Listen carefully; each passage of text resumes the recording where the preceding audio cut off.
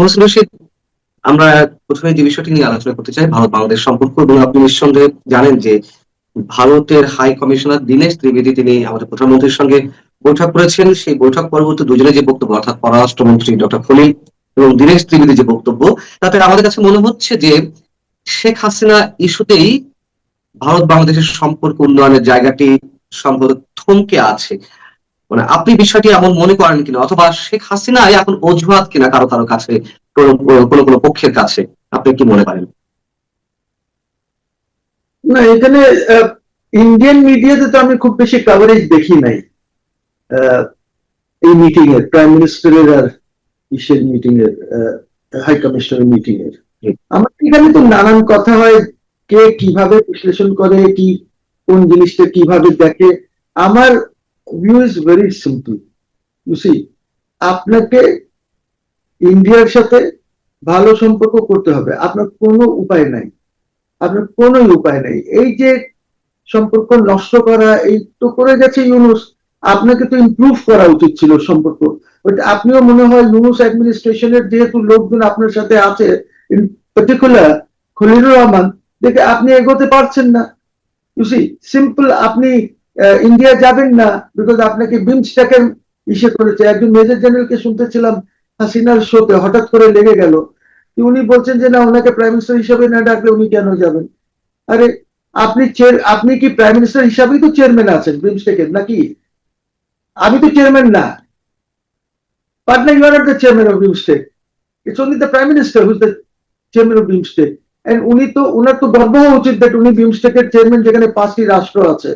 তো এই জি, 7টি রাষ্ট্র, 7টি রাষ্ট্র আছে, হি ইজ চেয়ারিং দোজ 7। উনি তো এখানে গেলে ওই 7 জনের সাথে একসাথে বৈঠকও করতে পারেন। আমি এত বড় ক্যানভাস ওনাকে দেওয়া হচ্ছে, এইটা নিয়ে টানা হেঁচড়া যে না আপনি প্রাইম মিনিস্টার বলেন নাই দেখে আমি যাব না, বা আপনি প্রাইম মিনিস্টারের নাম লেখেন নাই যাব না। I mean, what kind of country are we running? আমরা কোন ধরনের, এইটাতে কি বাংলাদেশ শেষ হয়ে যাবে না ধ্বংস হয়ে যাবে যদি এইভাবে লেখা হয় নাই? ওনাকে তো, আপনি যদি আজকে ইন্ডিয়ার ইয়েতে আজকে যদি আপনি প্রাইম মিনিস্টার দেন, তাহলে অন্য সাউথ এশিয়ান প্রাইম মিনিস্টাররাও বলবে যে আমাকেও দাওয়াত দেন, আমাকে দেন নাই কেন? আপনি এই বৈষম্য করছেন কেন, যে শুধু বাংলাদেশের প্রধানমন্ত্রীকে ডেকেছেন আর আমরা যারা ভুটানে আছি, পাকিস্তানে আছি, অন্য সাউথের মলদ্বীপসে আছে, আমাদেরকে দাওয়াত দিচ্ছেন না কেন? I mean, what a nonsense.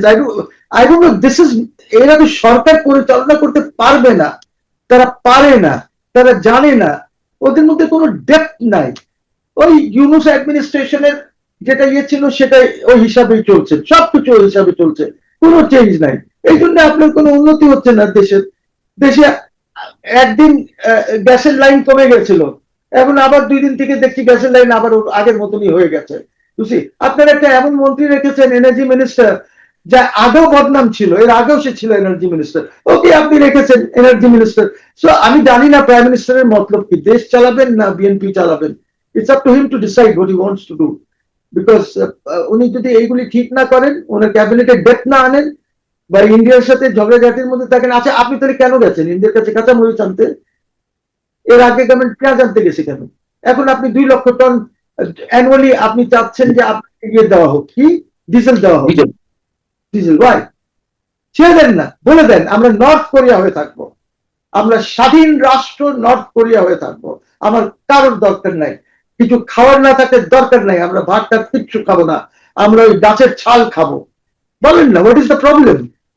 আমাদেরকে যাদেরকে ভালো লাগবে না, আমরা যারা ভাত টাত খেতে চাই, আমরা দেখবো আমাদের মতন আমরা থাকবো, আপনারা খান।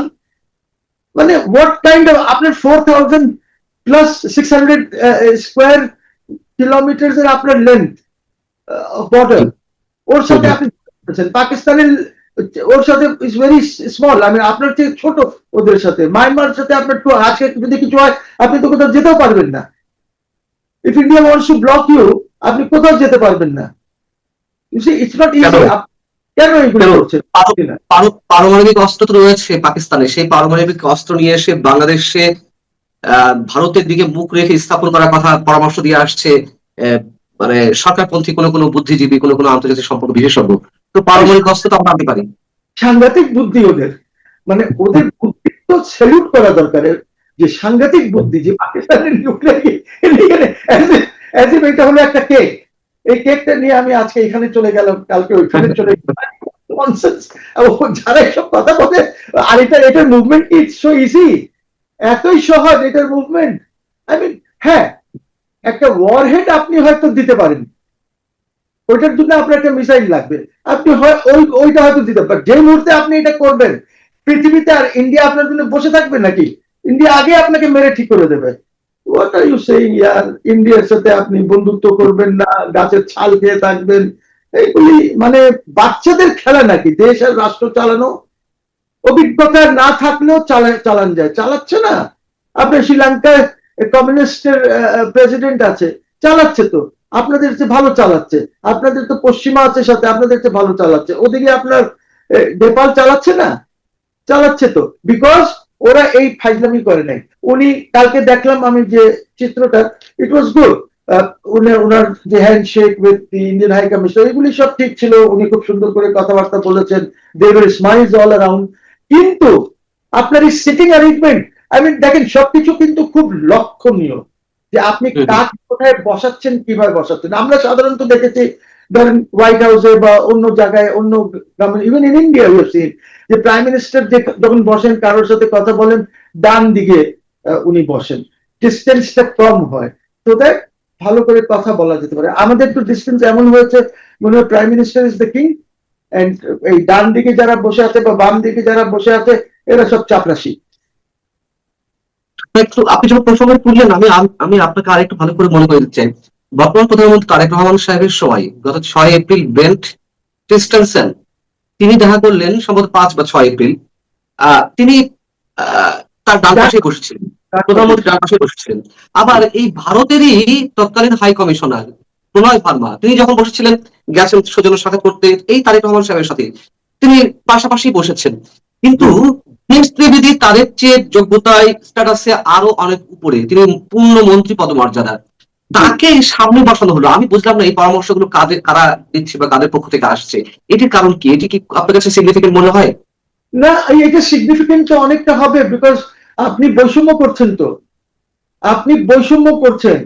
ওরা দেখেন, ইন্ডিয়ান মিডিয়াতে আমি দেখি নাই, ঠিক আছে, coverage, because they thought it is not necessary, এরকম কিছু ইয়ে না এই বৈঠকটা, এটা তো রেগুলার ইস্যু হয়। বাট এখন যখন the high commissioner is immediately left for Delhi, মিটিং করে উনি চলে গেছেন দিল্লি। কেন গেছেন? উনি আর ওনার যারা আছেন মিনিস্ট্রিতে বা প্রাইম মিনিস্টার সবাইকে ব্রিফ করবেন, দ্যাট ওনার সাথে কথা বলে এই জিনিসটা আমি ফিল করেছি, বুঝছি, বিকজ আপনার there's a psychological game also এইটার মধ্যে, psychology plays a very important part। তবে আমি আপনাকে একটা ঘটনা বলি, জুলফিকার আলী ভুট্টো 1972 তে সিমলা গেলেন, রাইট, যুদ্ধ হারার পর, যেখানে ওনার মোর দেন 97,000 প্রিজনার্স অফ ওয়ার ছিল ইন্ডিয়ায়, ওই দেশে উনি গেলেন 1972 তে, ওনার মেয়েকে সাথে নিয়ে গেলেন। If you remember, if you recall, Benazir Bhutto ওনার সাথে ছিল। ইন্দিরা গান্ধী দিল্লির থেকে সিমলা আসলেন, ভুট্টো সাহেব কোথায় থাকবেন? He is a losing country, he has lost the war, he has lost half of his country, ঠিক আছে। তারপরে ইন্দিরা গান্ধী এসে করলেন কি, উনি রাজভবনে, কোথায় রাজভবন, ওরা গভর্নমেন্ট হাউস অথবা গভর্নর হাউসকে বলে, রাজভবনে উনি কোথায় থাকবেন? শি ইন্সপেক্টেড দ্য রাজভবন, এবং উনার বেডরুম, স্টাডি, পুরা বেনাজির কোথায় থাকবে? উনি কি করলেন? She did not like the arrangement, ভালো খাট আনা হলো, সব উনি চেঞ্জ করালেন, সোফা টোফা সব চেঞ্জ করালেন ওনার থাকার জন্য। বেনাজিরের রুম উনি চেক করলেন, দেখলেন পার্সোনালি। ইন্দিরা গান্ধীর মতন একটা ইন্টারন্যাশনাল লেভেলের, মানে আপনি বুঝতেই পারেন ইন্দিরা গান্ধী কি চিজ, ইন্দিরা গান্ধীর মতন লোক বেনাজির ভুট্টোর রুম ঠিক করলেন। তারপরে সে অর্ডার যে ওর জন্য একটা বুক শেলফ নিয়ে আসো, আর বই নিয়ে আসো, কিছু বই ওইখানে দাও। This is the case that a losing country was taking for a president of a country who had lost the war, who had lost half of his country. এইভাবে দেখা, এইভাবে প্রেসিডেন্ট আর এরা কাজ করে, প্রাইম মিনিস্টাররা। আপনি বৈষম্য করবেন, এইটাতে তো it sends a wrong message, sir, it sends a wrong message.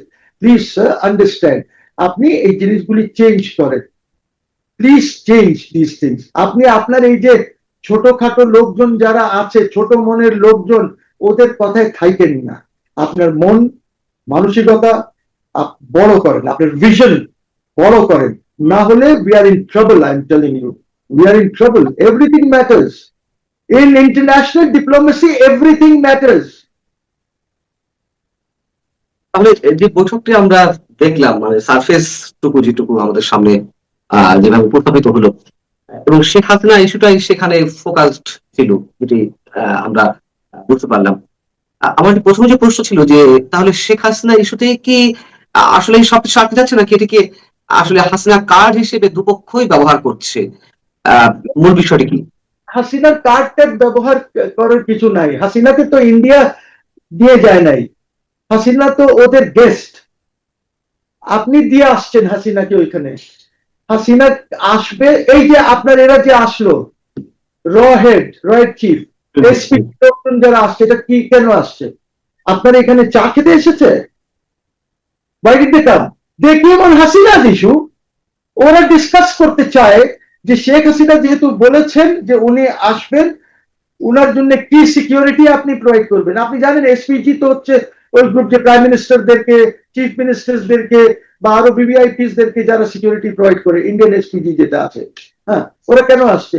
এটার জন্যই তো আসছে, আপনার সাথে আলাপ আলোচনা। আর আমি তো এই শোতেও বলেছি, government must talk to them, government must talk with India, government must talk with আমাদের হাসিনা হারসেলফ। আপনার প্রতিনিধি গিয়ে আলাপ করা উচিত যে কিভাবে আসবেন, কোথায় থাকবেন, কি এইসব দেখতে আসছে তারা। এটা দেখে গেছে, তারা তাদের মাইন্ডে যা ছিল ওরা নিয়ে চলে গেছে। তো এখন প্রশ্ন যেটা দাঁড়াচ্ছে, হাসিনা তো ইজ কামিং। এখনো লোকজন আমাকে বলে বা বাইরে বলে যে উনি আসবেন না, এটা জাস্ট একটা political statement. No, she is coming and she will decide the date, she will tell the Indians when she is coming. এটা হতে পারে যে ওদের সাথে আলাপ আলোচনা করে করবেন, but she's coming, and that when she comes it will be a revolution in this country. একটা সুনামি হবে দেশে। এটা কে বলছে? মোসেন রশিদ বলছে যে ওনার বিরুদ্ধে আন্দোলন করেছে। That man is today saying that she will come and there will be a tsunami, revolution হয়ে যাবে এই দেশে, দেখবেন। সরকারের পক্ষ থেকে বলা হচ্ছে, বা প্রধানমন্ত্রী তথ্য বিষয়ক উপদেষ্টা মিস্টার ডাক্তার জাহেদ, তিনি যে সংবাদ সম্মেলন করেছেন আজকেই, সেখানে তিনি রয়ের প্রধান পরাগ জৈনুর যে বাংলাদেশ সফর, সেই সম্পর্কে তিনি বলেছেন এটি দু দেশের মধ্যকার নানান ধরনের লোকজন যাওয়া আসা করে, এটি তারই অংশ। তিনি পাকিস্তান না কোথায় গেছেন, সেখান থেকে বাংলাদেশ সফরে এসেছেন। মানে এটার ভিতরে কোনো স্পেশালিটি নেই, বিশেষ কোনো উদ্দেশ্য বা বিশেষ কোনো কারণ নেই। আর যে তিনজন এসেছে উনি তো চায়নার থেকে এসেছেন, mister joint came from China.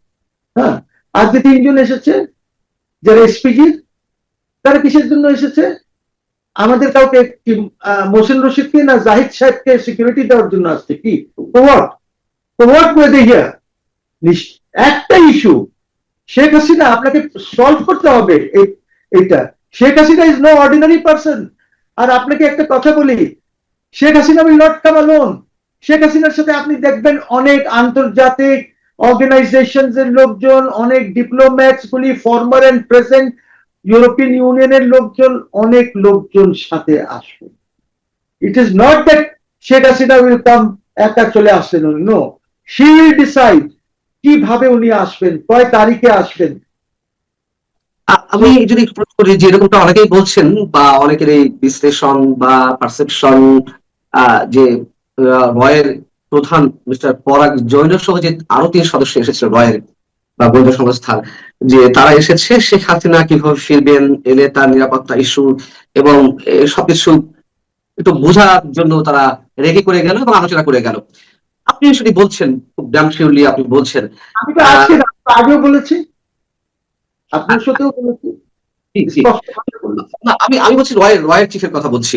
তো আমি যদি প্রশ্ন করি যে যদি কিছু না হয়েই থাকে, শেখ হাসিনার সঙ্গে বা আওয়ামী লীগের সঙ্গে বিএনপি সরকারের অথবা ভারতের সঙ্গে বিএনপি সরকারের এই ইস্যুতে কোনো কথা না হয়ে থাকে, তাহলে তারা কেন এত দ্রুত এই বিষয়টি নিয়ে কথা বলতে আসবে উইদাউট এনি রিজন, যে শেখ হাসিনা কিভাবে ফিরবে, তার নিরাপত্তা কি হবে? নাকি আমরা ধরে নেবো যে ভিতরে ভিতরে কিছু ঘটছে?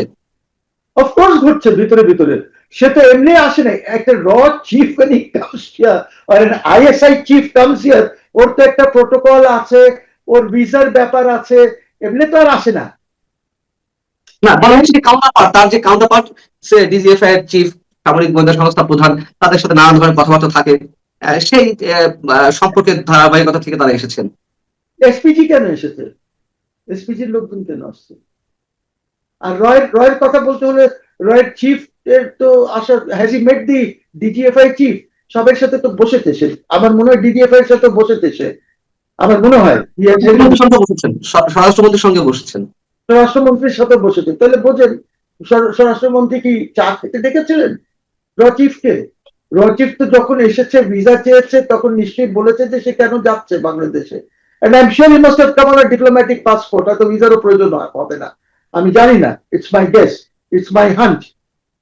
আর আর এইখানে এইখানে এইখানে তো রয়ের লোকজন আছে, ঢাকায় স্টেশন চিফ আছে না একজন, ইন্ডিয়ান হাই কমিশনে তো দেশ স্টেশন চিফ, তো স্টেশন চিফও তো কথাবার্তা বলতে পারে। But India has taken it to the highest level of intelligence agency, highest লেভেলে কথা বলছে। DGFI is your biggest agency, ওদের সাথে কথা বলেছে। আর এটা ফার্স্ট হলো কেন? যদি সে এসেছে ফর আ ফিউ আওয়ার্স, 24 ঘন্টা বা 36 ঘন্টা, এইটা লিক আউট হলো কেন? এটা অফিসিয়াল কোনো ডিক্লারেশন ছিল না, কোনো পক্ষ থেকে কোনো ডিক্লারেশন ছিল না, না ভারত সরকারের পক্ষ থেকে, না বাংলাদেশ সরকারের পক্ষ থেকে। পরে এটা মিডিয়াতে লিক হওয়ার কারণে এগুলো আলোচনা এসেছে। এখন কেউ যদি একটা র চিফ যদি চেনে জয়েন্টকে, হি ইজ কামিং, এয়ারপোর্ট থেকে এসেছে, পাসপোর্ট দিয়েছে, লিক কে করেছে? ইন্টেলিজেন্সিস লিক করেছে। এইটা তো আপনি জানেন, আপনি তো জার্নালিস্ট, যে কিভাবে জার্নালিস্টকে লিক করা হয় একটি তথ্য, এবং ওইখান থেকে এটা ইয়ে হয়ে যায়। এটা তো it's a deliberate leak, it's a deliberate leak.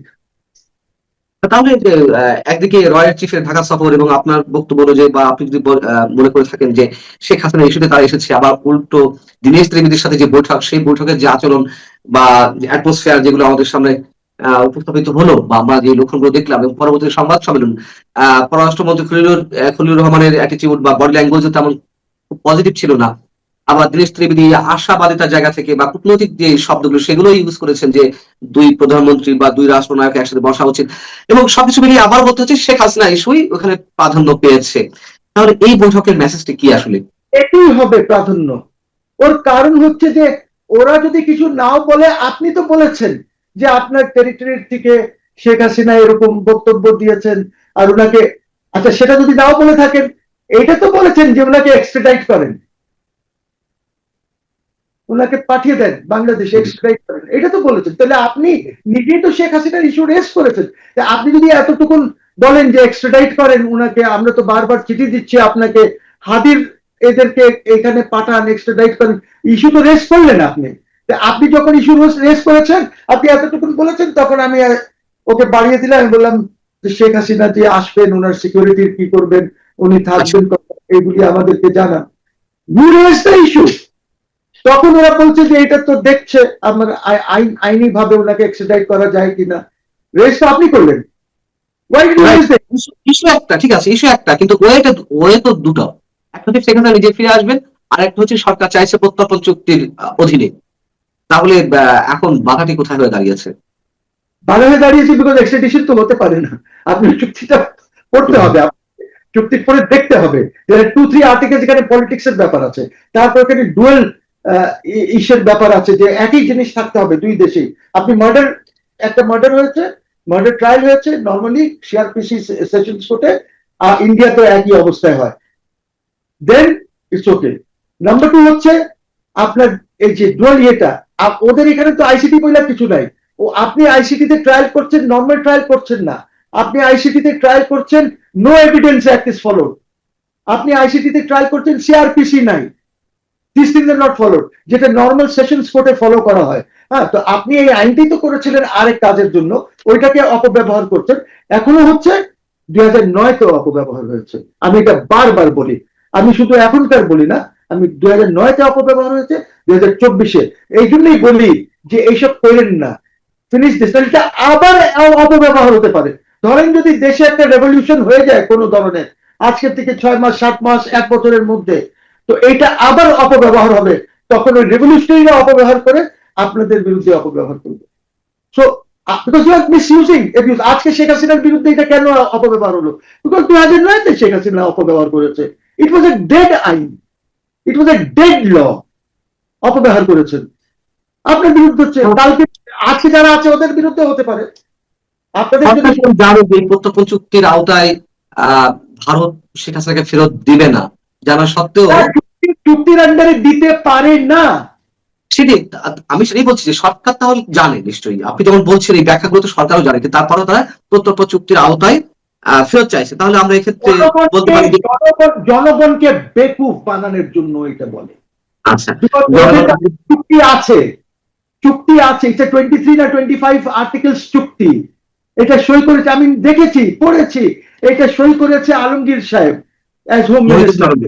জি না, তাহলে এখানে যদি সরকার ডাবল স্ট্যান্ডার্ড বজায় রাখে, ডাবল গেম খেলে থাকে, তাহলে ভারতও কি ডাবল গেম খেলছে না? ভারত শেখ হাসিনাকে ওইভাবে ফেরত দিচ্ছে না ঠিকই, ভারত বলছে না আমরা বাক স্বাধীনতার উপর হস্তক্ষেপ করি না, আবার শেখ হাসিনা যে বক্তব্যগুলো দিচ্ছেন, যে সংবাদ সম্মেলনের মানে বিষয়টি আমাদের সামনে এলো, এগুলো তো নিশ্চয়ই ভারত সরকারের অনুমতি ছাড়া নিশ্চয়ই শেখ হাসিনা করতে পারতো না বা করছে না, তাহলে ভারতও কি ডাবল গেম খেলছে? ধরেন যদি আমরা ধরেই নেই যে শেখ হাসিনা অনুমতি নিয়ে করেছে, অথবা ওই ক্লাব, ফরেন করেসপন্ডেন্স ক্লাব সরকারের বা মিনিস্ট্রি অফ ইনফরমেশন থেকে কোনোভাবে অনুমতি নিয়ে করেছে, এন্ড দে হ্যাভ গিভেন অনুমতি। এখন ওই অনুমতি দিয়েছে কেন? ওই অনুমতি দিয়েছে because she is the de facto prime minister of Bangladesh, এবং উনি যেখান থেকে বক্তব্য রাখছেন that is the camp office of the de facto prime minister of Bangladesh. আমি ইন্ডিয়ার পক্ষে রিপ্লাই দিয়ে দিলাম। আমি শেষ প্রশ্নটি রাখতে চাই আপনার কাছে, আমরা অনুষ্ঠান শেষ করবো, সেটা হচ্ছে যে সমাধানটি কি? যে অবস্থা রয়েছে যে দুই পক্ষই অনড়, ভারত বাংলাদেশ, মাঝখানে শেখ হাসিনা ইস্যু, আসলে আপনার ফোরকাস্টিংটা কেমন হতে পারে, কি হতে যাচ্ছে, শেষটা কোথায়? Sheikh Hasina is going to come, উনি বাংলাদেশে আসবেন, ডেটও দিয়ে দেবেন উনি, এরপর উনি ভিডিওতেও আসবেন, এবং উনি উনার হয়তো, আমি তো জানি না, হয়তো উনি ওনার সংগঠনটাকে ঠিক করছেন এই মুহূর্তে, নিজে নিজে directly she is talking maybe to. ঠিক আছে, কিন্তু ভারত বাংলাদেশের সম্পর্কটা কোথায় গিয়ে দাঁড়াবে এভাবে চলতে থাকলে? আচ্ছা, why should Bharat give a dam about this government? আপনি ওদের সেভেন সিস্টার, এটা তো continuation of the Yunus government, seven sisters নিয়ে নেবেন, বে অফ বেঙ্গলে কাউকে ঢুকতে দেবেন না, ওরা কেন? ওরা তো এখন যেটা ছিল না, ওরা এখন ইউনুস তো একদম যাতা করে গেছে, এই বেচারা prime minister to suffer for this. আপনি দেখেন 3টা গ্যারিসন তারা করেছে, these are not defensive garrisons, these are all offensive garrisons. তারপরে আজকে থেকে মাসখানেক আগে তারা জমি কিনেছে, মাস বা 6 সপ্তাহ আগে, ওইখানে তারা রাইডার্স বসাচ্ছে ইন্টেল কালেকশনের জন্য। Border, on your border they are setting up about 15 intel collection centers, এমনি তো করতেছে না। so there is a reason behind it.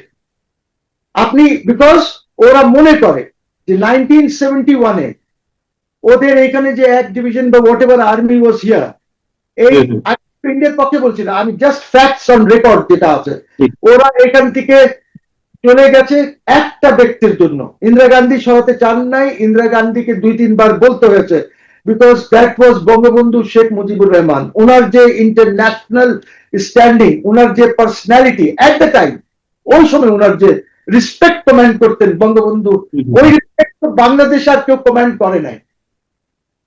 উনি যেটা করতেন 71-এ, এই রেসপেক্টের জন্য যখন ইন্দিরা গান্ধীকে অ্যাটলিস্ট 2 বা 3 বার রিকোয়েস্ট করেছেন, এটা তো সব জায়গায় এসেছে, উনি তুলে নিয়েছেন। কিন্তু আরএসএস এবং এই গভর্নমেন্ট বলেছে that was a mistake that India made, ওইটা রাখা উচিত ছিল এখানে।